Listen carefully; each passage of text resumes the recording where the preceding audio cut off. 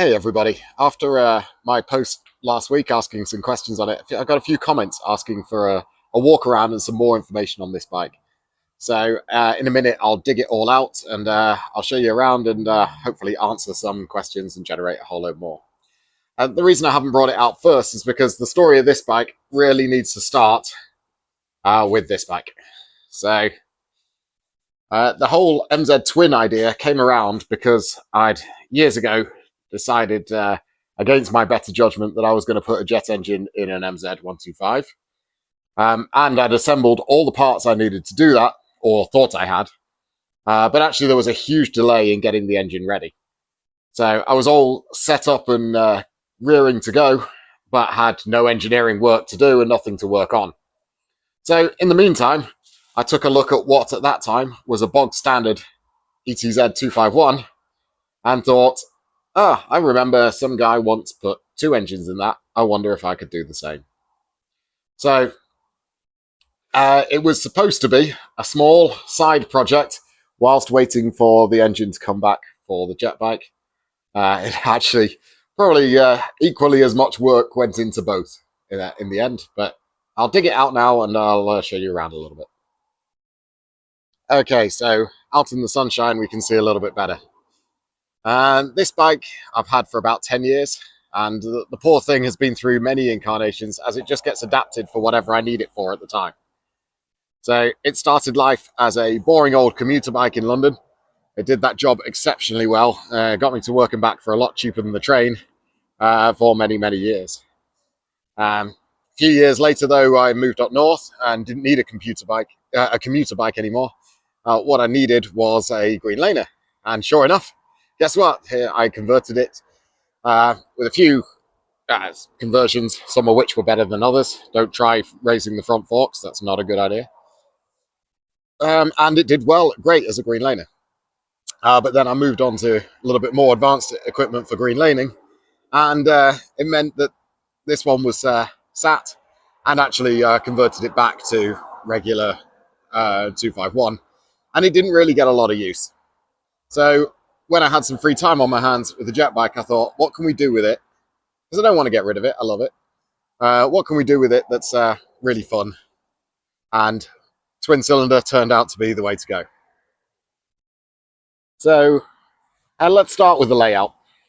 Believe it or not, and actually one of the worst decisions I've ever made on this project, that left side engine is completely stock and has not been modified in any way. So it has all of the gearbox is all in the left. It has no modifications on the crankcase or anything like that. And it has no modifications to the crankshaft whatsoever. I set myself a challenge that I was going to make sure that whatever I did to the bike, I could put it back to standard if I ever wanted to. The right-hand side engine, on the other hand, was a spare. I had spare crankcases, spare barrels, not much. I didn't have a spare gearbox, so no gearboxes were hurt in the making of this. And it has been heavily modified. So straight away, I took the approach that left-hand engine stays completely standard, right-hand engine is something completely new. So joining them together, you can't see anything here, obviously, but in between the two cranks, you have on the left-hand side engine, you have the alternator taper, and I put a gear coupling that was machined down to that taper and secured on there on that side. And on the right-hand side, what would normally be the clutch mounting was machined really, really far back and a woodruff key cut into it for the other side of a gear coupling. So I wish I'll put some photos on of them apart, but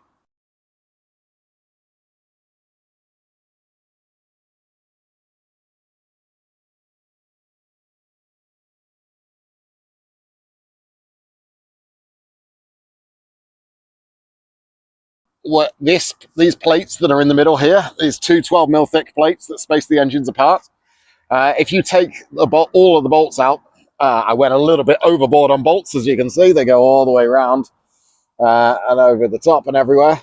Wanted to be sure that it was very secure.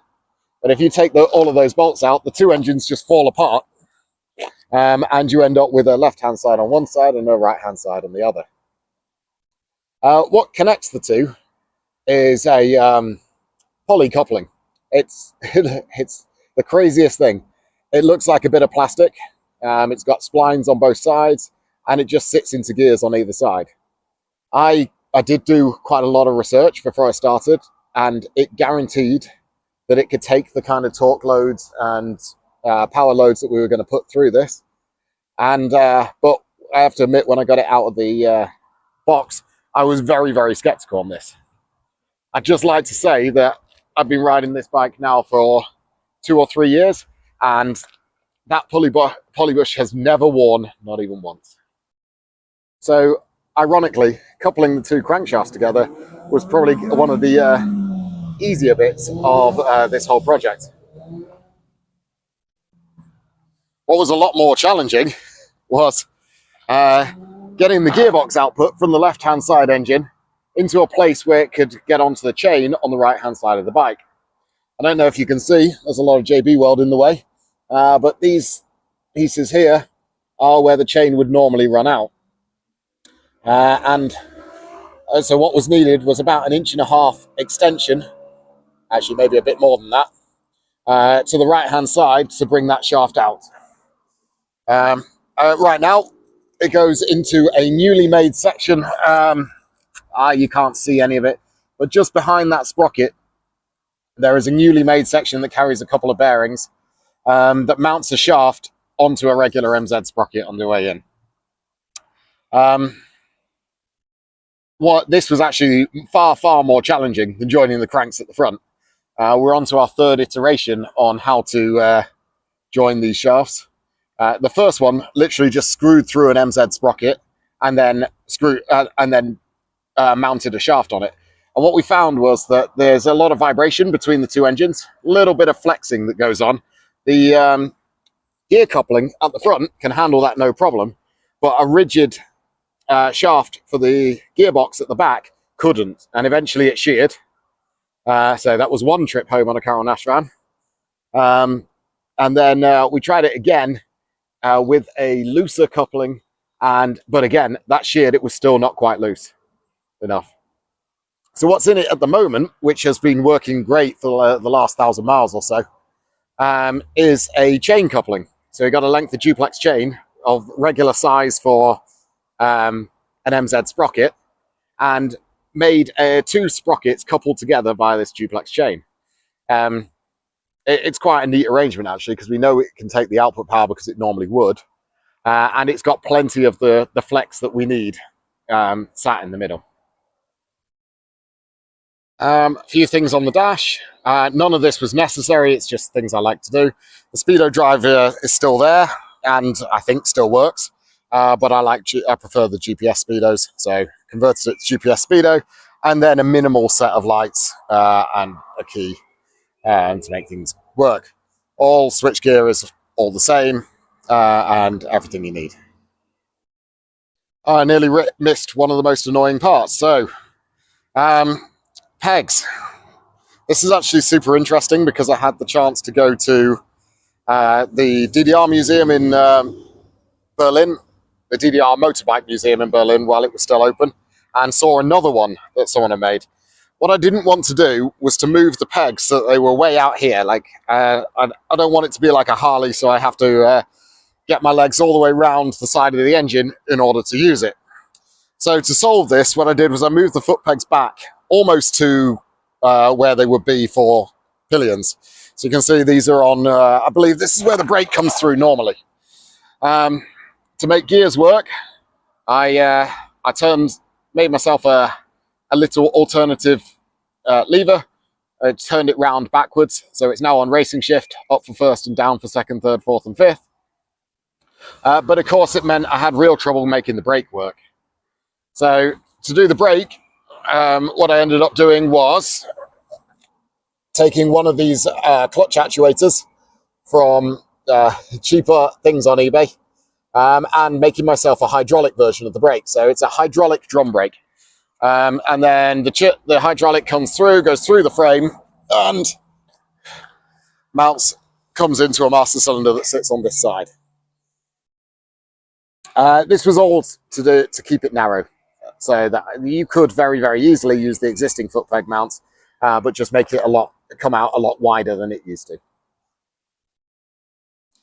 So after you've solved those problems, there's only a few left, really. Let's take the easiest one first.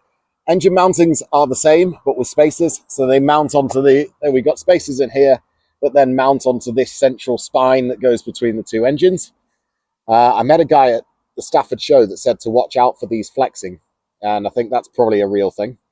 But the first big problem that it causes, I'm on the wrong side, is that the engine is now mounted a good inch and a half further forward than it normally would be. And this creates a very, very long chain, which in my case has a tensioner required in order to make it work and stay in tension.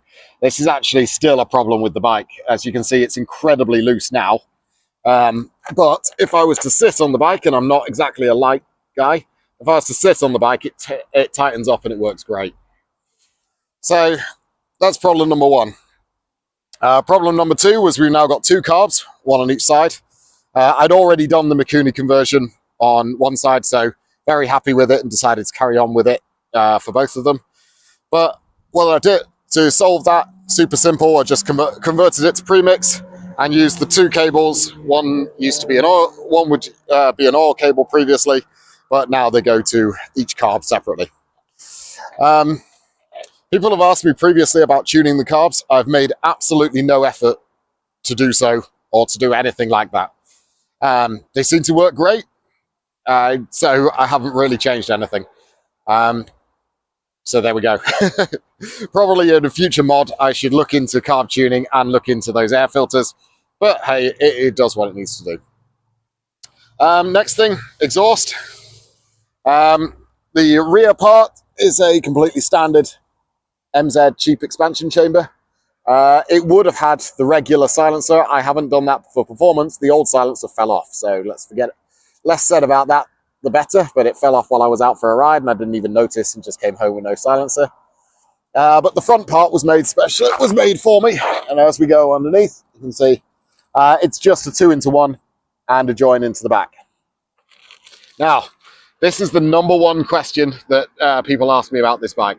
Actually, it's not really a question. I have so many people come up to me and say, you can't do a 2-into-1 on a two-stroke, especially with an expansion chamber. It's going to mess everything up. And that would be true, but this isn't really a twin. So these two cylinders, and actually that helps me explain ignition a bit better.